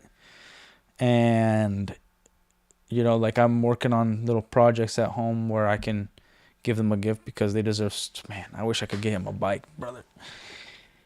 My oldest is 5, and he is the sweetest kid, dude. Like today he came home, they had like the book fair thing at school, but they call it like Santa's shop or something. And my wife gave him some money, and he was like thinking she's like, oh, go buy your friends some things, right? And my other 2 kids, they're younger, obviously. I picked him up from school, and he's like, Dad, don't open this because this is for his siblings. And I was just like, man, like they fight and whatnot, and he's still thinking about them. And he's like, I got them gifts. I used up all the money instead of getting things for my friends, because he mentioned which friends he wanted to give gifts for. But then he was like, oh no, my siblings need something too, so I'm gonna buy them a gift. And then he did, and it was awesome. Like, they were happy and they all celebrated. It was so good. And I was like, man, this is what it's all like. He deserves he's such a good kid. And freaking like, unfortunately, his dad got up financially this year. Got to sell some Lego or something. Yeah, I had a Lego store, and dude, I have so much Lego. And also, like, they try to f me up, man. Like they closed the store a day after their name was off the lease as personal guarantor, and I kept begging them to take me off the lease after I so and so sold it, and they never took me off. So then I owed the landlord like around $500,000 to, like, because I'm defaulting on the lease and I'm not paying rent. And then I explained to him the situation. Luckily, I always paid on time. I was always a really good tenant, and he was like, "Look, I can't take any sides. I'm not saying what happened to you didn't happen, but I could say this: I've never had problems with you. I've only had problems with these other guys. And so why don't you just go over there, clean it up spotless, and consider everything solid." So that was a huge blessing, man. That was, oh my gosh. And I went over there, and dude, they left like these freaking dicks. They left everything. They left mess. They left food on the counters. They didn't take all the freaking product, which is insane. They left a ton of product there. They also, what do they do? Oh, they left people's information out, man. Like credit card information, addresses. And I'm like, dude, these are customers that trusted me with this stuff, and they're just like freaking leaving this out here. What the freak? Dude, I was in shock. And I even like called customers that were regulars, and then I just gave them a bunch of product. Didn't charge them anything. They even helped me out with the move. Called friends that like, "Hey, yo, you want some Lego? Come here," and just gave away free stuff because I couldn't hold it all. I have, like, if I turn this camera on, I'm in my garage, and I have like a good almost full wall of Lego. And under my bed is all Lego. Like, it's a lot. And yeah, getting screwed ain't fun, dude. But it's life. It's part of the story. When I become successful, I'll be able to write a book and be like, these freaking dicks, man. Like, F them. And I'm still like, I'm a nice guy. So it's like, I'm going to chuck it up to their lawyers trying to F me over versus the owners trying to F me over. Even though they're attached, and I know, but I had good times with them, and I hope they. And I see this. I've seen this a lot when you have a small company and you turn it into a big company. The lines between legal and moral are skewed, because whatever is legal doesn't mean it's right. Doesn't mean it's has moral value. It's just you can do it. You can't screw somebody over legally. Like, that's why people hate realtors and lawyers, because they do scummy stuff. Like, here's a law that is overall in all of real estate that nobody practices because it will ruin their reputation. But by law is correct. When you show somebody, let's say I need to buy a house and I hire a realtor. If he shows me a property, I go do the walkthrough, whatever it is, and I say, I don't want it. I now legally owe him a commission. Like, he can ask me for a commission and I have to pay it by law. Even though I didn't buy the house, I didn't care for it, and I'm still looking to buy a house. That's part of the contract you sign, man. But because it's one of those things that it will ruin his reputation, word will get out, they're not going to do that. They're going to wait for you to actually buy the house, and then you pay them their commission. And so, like, obviously they're not doing it for moral reasons. They're doing it to progress their career, but it's still a better thing to do than exercise that legality in the contract, right? In all aspects, professionally and morally. But legally, they can F you up. I think there's like a loophole that they could do with, if they show you multiple, you owe multiple commissions.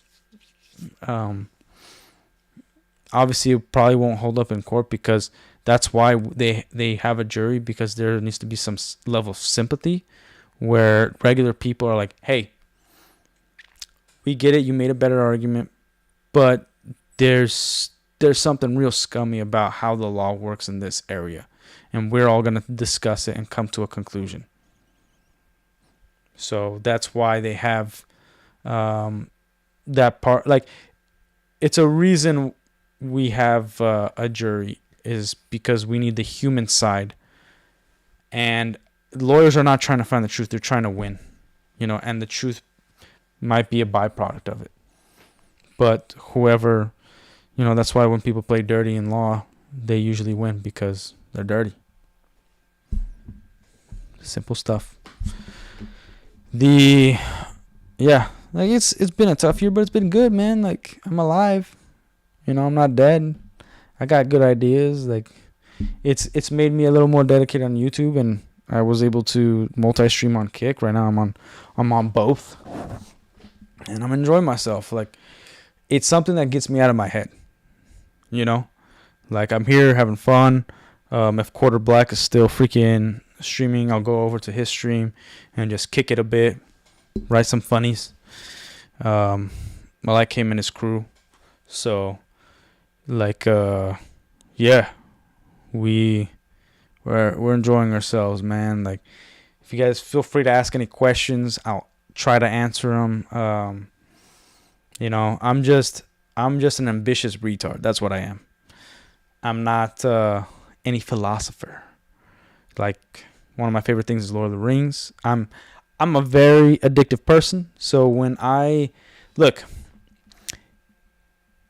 here, let me talk about the professional life a bit. I was out with a friend of mine who has a lot of money, and he was trying to have a heart-to-heart with me, and he was like, "What do you want to do with your life?" Like, blah blah blah. And I'm like, "Look, man, it's not about what do I want to do with my life. I have opportunities. I have ideas that I want to implement, and I want to go after those ideas. And I've had a job in like every area." He's like, "Well, the reason you haven't been, super successful financially is because you don't really know what you want to do. Like, you need to have a skill." And it's really hard to explain to people the kind of person I am, without sounding like a dick, like an arrogant a-hole and prideful, because anything I do, I am the best. I don't start off that way, but I work so freaking hard in the area I'm in. When I get hired for a job, I will be the best at that job. I will be, dude. It's something my father instilled in me.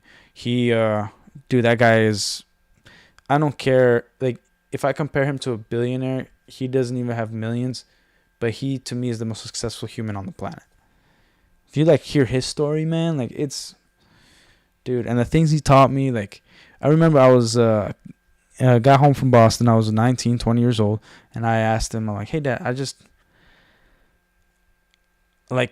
didn't, even though I was at that age, I didn't party, I didn't do the college thing, but I wanted to be productive. I wanted to be proactive. I wanted a life. And I was worried if I was, a man. You know what I mean?" And I went to him and I'm like, "Dad, can you tell me what it is and teach me how to be a man?" And he's like, "You want to know how to be a man?" I'm like, "Yeah." He just looked at me and said, "Every day you leave that door, you don't come home until you got money in your pocket." And that, that one phrase, I understood. I'm like, got it. I have responsibility, and then in the future, I'm going to have bigger responsibilities, and I got to provide. And there's no excuses. You're going to have to freaking eat dirt at times. You're going to have to suck up, like, the things that their current feelings when you hate somebody or your boss is being a dick or whatever, because you got responsibilities, and you can't be that immature dude that's just like, "Oh, I'm just going to quit because this is a bad work environment." Man, suck a dick, bro. So it's like, yeah, like, and that's why at the age of 26, 27, I was able to buy my own Lego store. It was because of worth ethic and my own self-education and learning from people who had a lot of money. Like, one of the things I've always wanted to do, like, I saw my brother open a company, and I met some of his investors. They were like, they had money, sports cars, whatever. And most of them, I was like, these guys are kind of dicks. But I've met cool rich people before. And so my mind was like, okay. And this was at age of 21. My mind was like, all right, I want to learn from people who have money, but I also want to choose who I learn from. That's very tough to do. And then I was like, well, then I have to be in an environment where I see a lot of rich people and I can actually discuss things with them. Like they're there to have a conversation about something. Okay. So my mind went to sports cars. Applied to multiple dealerships. There was one particular dealership that was one of a kind. It wasn't the Ferrari dealership. It wasn't a Lamborghini dealer. And I was like, all right. They denied me my first interview, but I showed up every day for an entire month. And I was annoying. I asked a million questions, and I would hang out there for like 8 hours in the parking lot, inside the lobby. I'm like, hey, look. And there was only like 2-3 other workers. And so it was very like, they noticed I was around, and I'm just talking to them, like, especially in downtime, just shooting the stuff, like just nothing about work, just building a relationship, because I had nothing to lose, man. I needed a job, and I needed a job that gave me education about money and people. And obviously I read books at home, and I looked up YouTube and whatever. I was trying to freaking figure it out. And eventually they're like, dude, you're already here. You've talked to customers.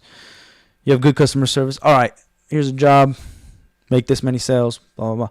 And it was great. I got to meet a lot of people. Got to have a lot of conversations. Had some clients.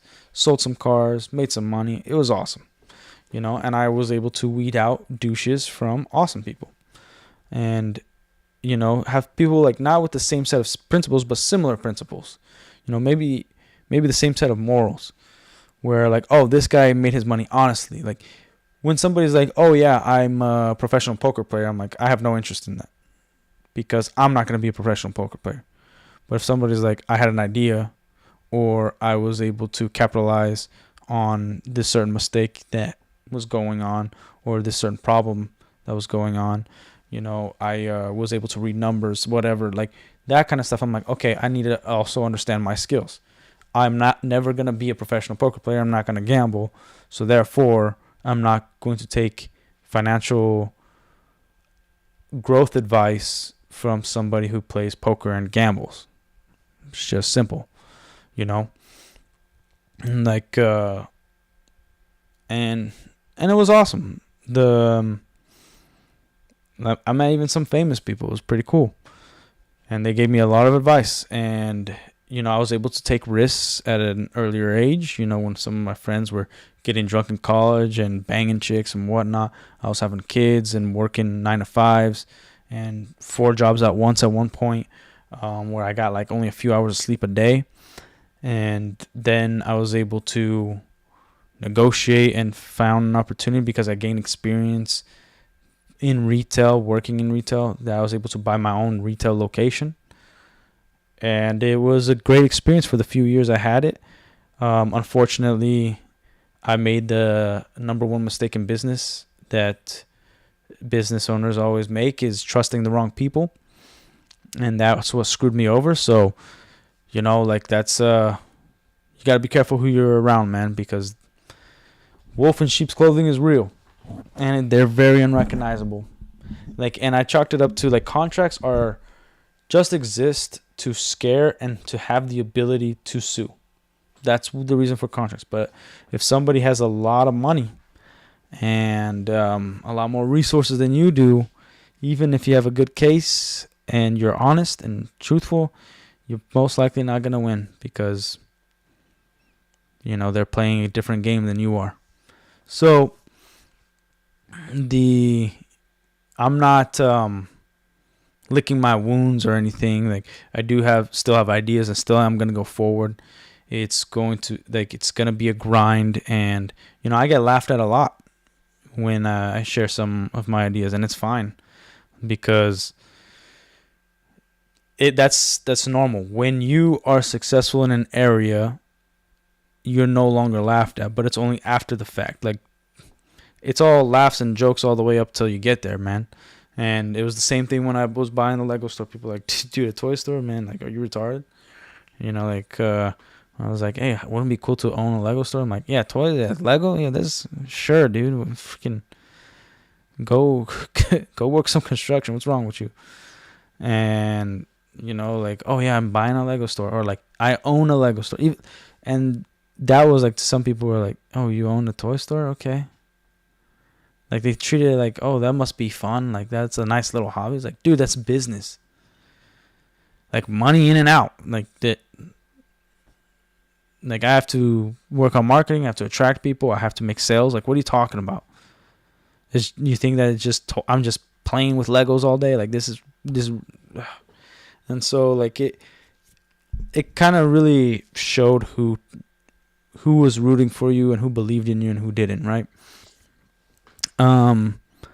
But yeah, like, I had a lot of fun. I got some experience, and it's obviously gonna add to whatever the things I do next. And I'm not the type of person that's like, I went from here and now I can only go up. I can't like do something lesser than. Like, I think it doesn't matter how far you went up. Like, if you need to support your family. Like, I applied to Walmart, McDonald's, whatever, and unfortunately, because of certain things like that I already stated, I'm not able to get those jobs. But it doesn't, like, I still need to make money somehow. So I can't just be like, oh yeah, I'm gonna work on this thing that's not gonna make me money for another year or two, because my family needs to eat today. Like, there was a time where I would apply for a job, get rejected, go to an interview, and then immediately, like, at times where the managers weren't in, I'd knock on like small business and be like, hey, can I clean your carpets for like $20? Can I like wash your dishes for like, you don't have to hire me, but I'll help out, and you can, pay me something at the end of the day. I'm cool with that. So I brought home money every day. It didn't matter what the work was, working on a farm to sweeping a roof to like getting gum out of desks. Like, it was, I was like, this is, if it's honorable, it's worth it. It's gonna be, and it's also gonna motivate you to never be in that position again. So you're going to be a lot more careful when you are learning a skill, when you are getting a job. You're not gonna be so dependent on it. Like, you need money, like, to live. Like there's that saying, like, money is not important, but it's right there with breathing. I forgot the guy who actually said it. It's like a motivational speaker or something, but that's true. You need money to live. You need money to buy groceries. Like, you're not in the freaking mountains and have a farm, with no plumbing. Like, you're here. Like, great if you could do that. Awesome. I'm not doing that. I got family and they're not willing to do that. So, like, it's gonna like, doing these crappy jobs do motivate you to educate yourself and make sure that you never have to do these jobs again. And I didn't think I'd ever have to need to, but because I already had that mindset, I was able to be like, all right, like, I'm not gonna be embarrassed working somewhere where, the same people that saw me as a business owner now see me as a regular stocking shelf employee. Like, I'm cool with that. Like, if they want to judge me, that's fine. I don't blame them. Like, I'm not even gonna feel bad. Like, I'm not even gonna be hurt that they judge me that way. Like, because they don't know me that deep to be like, oh no, I know Gabe. He's gonna freaking work hard and he's going to do whatever it takes to feed the family, and then through that and through the things that he does at home where nobody sees, he's gonna be able to do something else. Like, it'd be, even if like YouTube took off, Kick took off, and I was making some good money, it's not gonna stop me from the projects I currently have. It would just be nice because then I can actually utilize this as my job. And trust me, YouTube, this stuff, like, it's, I can see where people feel very blessed and feel very fortunate, but it's not easy stuff. Like, you have to, especially in the beginning, at least right now, like, I'm very grateful for the 55 followers I have, best followers in the world, obviously. But it's not, I have to actually attract people. People have to actually care and like me or hate me enough to follow me and like ridicule me all the time. Like, it's, it's not easy, like, talking for 2 hours, 3 hours, 4 hours straight with no back and forth. Or I'm used to like having a co-host, back in the day, and we could riff off each other. We had a conversation. It was easy. And this is like, it's off the cuff. It's ideas I have, things that are in my head. Sometimes I say the wrong thing, things that I've said only one time where I really didn't mean it. I'm like, wow, why did I say that? So and you have to and you have to be honest. Like, I can't have like those freaking wild personalities. So that, like, and I understand algorithms and formula. Like, okay, if you want to be successful on YouTube, so talking about more, if you talk about money on YouTube, whether you understand it or not, you talk about it, you're giving advice on how to grow on YouTube, how, whatever, like, there's going to be a ton of traction.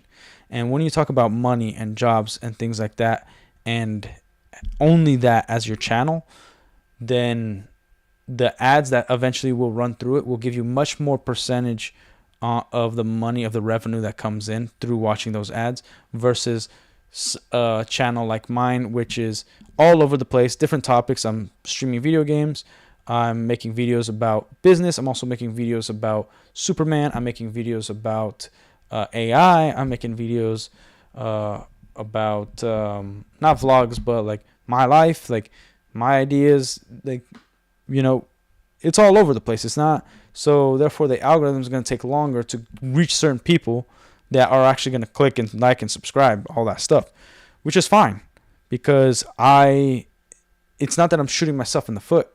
It's like, that's what I want this channel to be, the last relic as in like these things that are now truly a relic, because like good movie writing is now a thing of the past.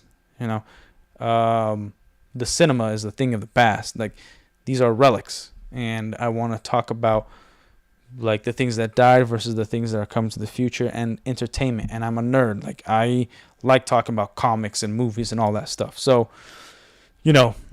that's what the channel's about. If I wanted to truly like make money off YouTube, I'd pick one niche and only talk about that every single day, post about that every damn day. And that's boring to me, but like, if you want to make money, there's the formula. Like, look up all the channels that are like actually show how much money they're making, and see what kind of YouTube they have, and they actually lay it out, like how to grow on YouTube. And you'll see multiple channels, and then all of their channels, all of their episodes, freaking videos are about how to multi-stream, or what's the best equipment, all this stuff, and how to be friendly, and how to really attract people, which hashtags to use, all that stuff, and then keep it one niche. And they have a formula, and there is formulas to make money off YouTube. And those are not that they're easy, they're very time consuming, but it's laid out for you. There's a blueprint for you. And so therefore you can make money. Like, there was a time where you could make a ton of money just posting those like 8-hour rain in the city for sleeping video, like sounds, like lit, and just having like no voice, nothing, and it's just the sound of rain, and it's hitting, and then you're getting millions and millions of views, and so then you're monetized quick. You're like, all this stuff, like, you're making money. There was like a time where people were doing a lot, like that was a lot, like there was multiple channels of that. So yeah, there's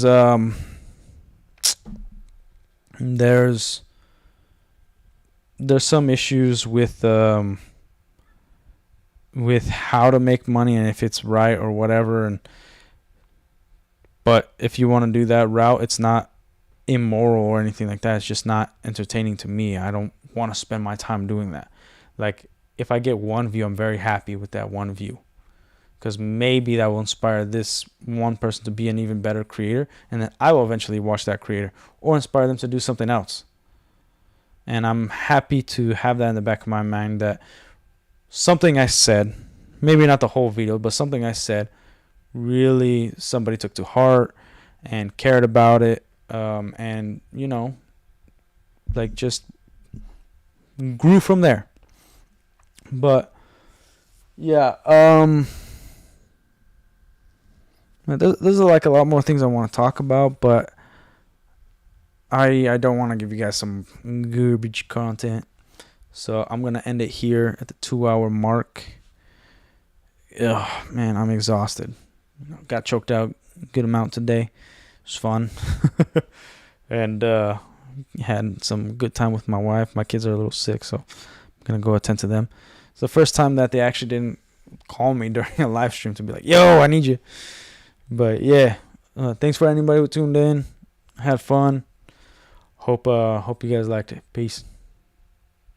Oh, and don't forget to like, share, and subscribe. Douchebags.